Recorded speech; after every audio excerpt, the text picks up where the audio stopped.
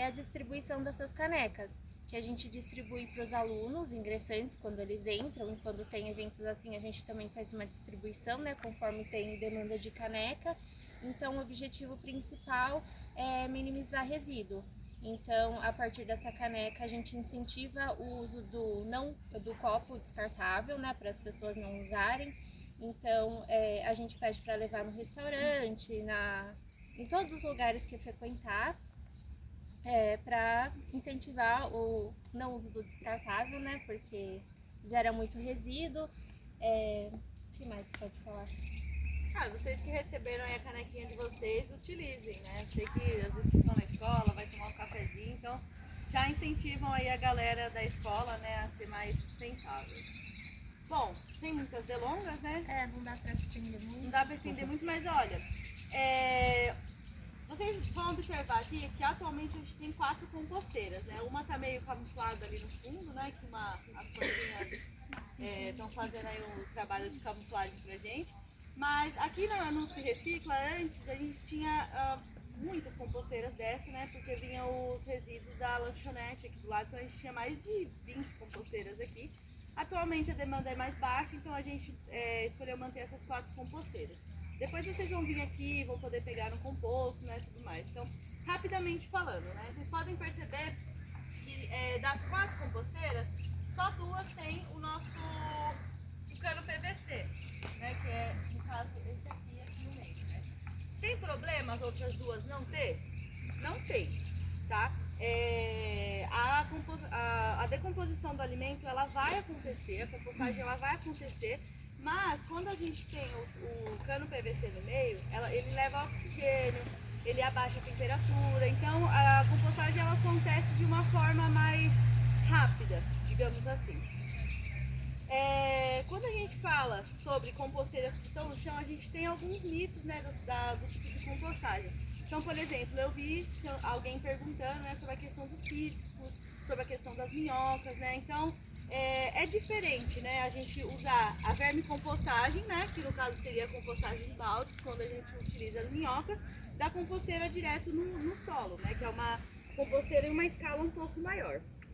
Como a gente está falando de escolas, eu vou focar mais nessas composteiras, mas só para tirar assim uma dúvida. Quando a gente trabalha com as minhocas aqui no processo da vermicompostagem, as minhocas elas são seres muito sensíveis, tanto ao calor, né, quanto ao pH. Então, dentro da vermicompostagem, a gente está trabalhando em todas as fases com as minhocas, que é diferente desse tipo de compostagem aqui, porque as minhocas só aparecem na última fase da compostagem, que é a hora que o composto está descansando, né?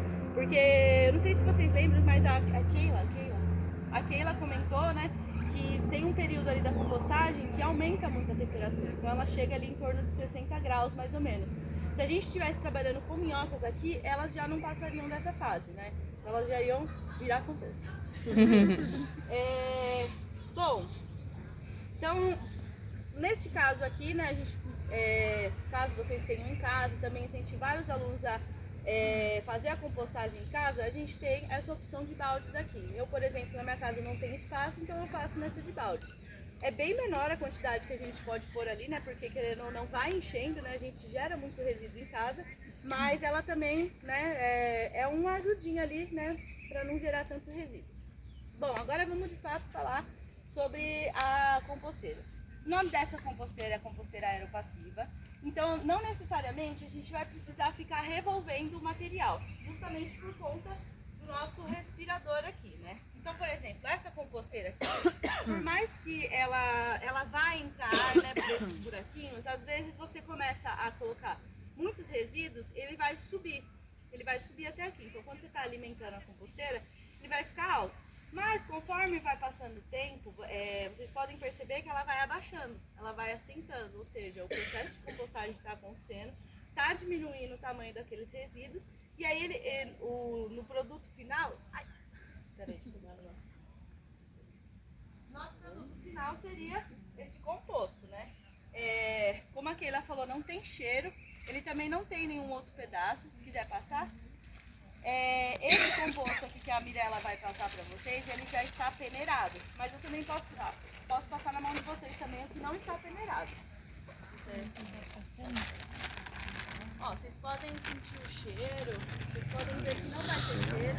Ele tá bem úmido também, tá bem ligado na composteira, mas esse aqui é o cheiro descansado. Abra pra eu filmar. Não é pra ter cheiro, ele vai ter assim um cheiro de terra molhada, né? Então assim, o mais importante que a gente tem que saber nos processos de compostagem, além dessa questão, né, que vai precisar do oxigênio e tudo mais, uma coisa muito importante é a questão da gente avaliar a nossa composteira. Então, quem aqui tem pet em casa? Tem o Quem quê? tem pet? Levanta a mão aí. Tem pet. Pet, Cachorro, gato? galinha. Eu nunca sei se eu considero minha galinha. A minha só vem passear. A nossa composteira nada mais é do que também como se fosse um pet. A gente tem que sempre estar olhando para a saúde dela, dando uma atenção, vendo se ela está de fato saudável. Então, olha, uma composteira saudável, né, que está ali compostando de forma eficiente, ela não vai ter cheiro. Né? Então, por mais que você mexa aqui no meio do mais, você não vai sentir cheiro. Muita gente acha que é aquele cheiro podre, né? Porque a gente está colocando resíduos e tudo mais. Não é para ter cheiro. Depois vocês vão vir aqui, vão observar, vão poder ver, vocês vão ver que não tem cheiro. Eu costumo dizer que a composteira, ela é um ser vivo também, né? Eu utilizei aí um parâmetro dos nossos pets, porque é basicamente isso, né? Então, se meu gatinho tá mancando, eu sei que tem alguma coisa de errado com ele, né? Eu vou fazer uma avaliação ali e levar no veterinário. No caso da composteira, a gente avalia, tá sentindo um cheiro estranho, tá vendo que ela tá muito úmida. Então, a gente sempre tem que estar ali dando uma atenção para ela, né? Não é simplesmente deixar. Eu trabalho na creche aqui da Exalc, né, fazendo justamente compostagem com as crianças. E dentro da creche, não são composteiras assim, elas são composteiras em baias. Né? Então a gente fez um espaço grande, né? Tem a baia e a gente tampa por conta da fauna daqui da Exalc, né? Porque os coatis adoram mexer na composteira. E aí, uma coisa que eu achei muito legal quando eu cheguei lá, porque eu via que tinha muita casca de laranja. E eu ficava assim, poxa, mas é muita, gente, muita mesmo, porque eles tomam bastante casca, bastante suco, né? Então sobra ali as cascas da laranja, o bagaço, tudo. E quando eu colocava na composteira, eu falava, nossa, mas todo mundo fala, né, essa questão dos cítricos, né, que a gente tem que tomar um certo cuidado. Sim, a gente tem que tomar um certo cuidado, porém, de qualquer forma, aqueles resíduos, eles vão compostar, eles vão decompor, né, conforme passa o tempo. Como eu disse para vocês, existem vários tipos de compostagem. No balde, a gente já não pode trabalhar com cítricos, com alimentos gordurosos, óleo, por exemplo, aqui dentro por conta das minhocas. Nesse tipo de compostagem já é diferente, porque elas aparecem no final. O que está acontecendo aqui dentro, quem está trabalhando aqui, seriam mais os micro-organismos, os fungos e as bactérias, né? Então, por exemplo, esses dias a minha irmã fez uma composteira dessa na casa dela. E quando eu cheguei lá, ela estava jogando, né, os resíduos sem fazer essa cobertura de folhas aqui em volta. Vocês podem olhar que aqui tem uma cobertura de mais ou menos isso aqui, ó. Daqui até aqui de folhas. Ela não estava jogando. Eu falei, nossa, Mila, vai vir rato aí, né? Vai vir um monte de bicho mexer. Então, às vezes a gente acha que é só jogar os resíduos lá que vai, mas não é bem assim. Então, a gente tem que tomar alguns cuidados. Então, nesse tipo de composteira, uma coisa muito importante que acho que ninguém fala. Esses aramezinhos que ficam aqui em cima, é um saco, eles machucam a gente quando a gente vai mexer na composteira. Então, quando for feito em escola, ou a gente pode cortar bem pequenininho aqui, ou colocar aqueles macarrão de piscina, sabe? Espaguete, coloca aqui em volta para não arranhar, que nem acabou de acontecer agora. Então tá, primeiro passo da nossa composteira, montou o aramado bonitinho, né? Geralmente a galera costuma fazer... não um buraco assim, mas um pouco mais fundo para poder manter isso aqui de pé. Então a gente montou nessa estrutura. Primeiramente, embaixo a gente vai colocar pauzinho, folha, fazer uma camadinha embaixo, né, da terra. E depois a gente vai fazer essa camada em volta. Né? A camada em volta é para não vir mosca, não atrair outros bichos, né, para eles virem remexer aqui na nossa compostagem, que não é o nosso objetivo. Fez a camada de folhas, vai colocar os resíduos. Coloquei ali um pouco de resíduos, como a Keila falou, 3 para 1. Então eu coloco uma quantidade de resíduo, eu coloco mais 3 de folhas secas, Não só folhas secas, a gente pode trabalhar com serragem também, que no caso seria resíduo de poda, e também a palhada, tá? É bem interessante. E cada tipo de cobertura que você coloca, ela tem um tempo, né? Tem uns que decompostam mais rápidos, tem a quantidade de carbono também. Então, por exemplo, a serragem é top no carbono. Eu costumo usar bastante a serragem quando a minha composteira ela tá muito molhada, na época de chuva, né? Porque como a gente viu lá nos slides, né? A composteira ela tem que estar balanceada, não pode estar muito úmida, não pode estar muito seca.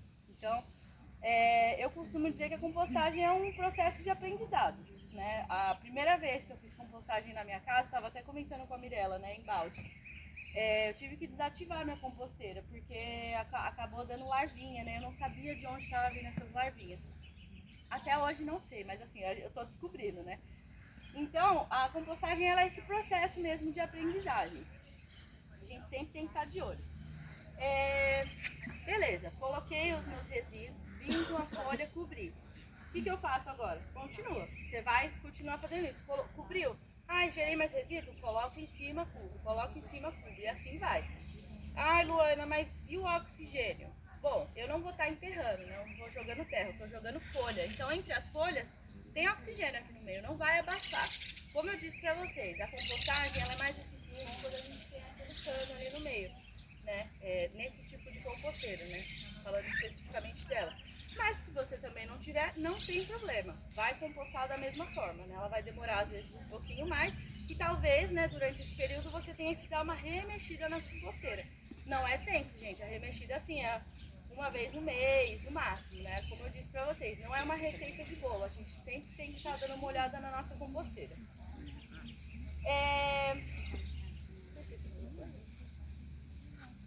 Eu falei um pouco rápido, né? Que eu sei que vocês. Agora eu vou abrir para perguntas. Se o meu objetivo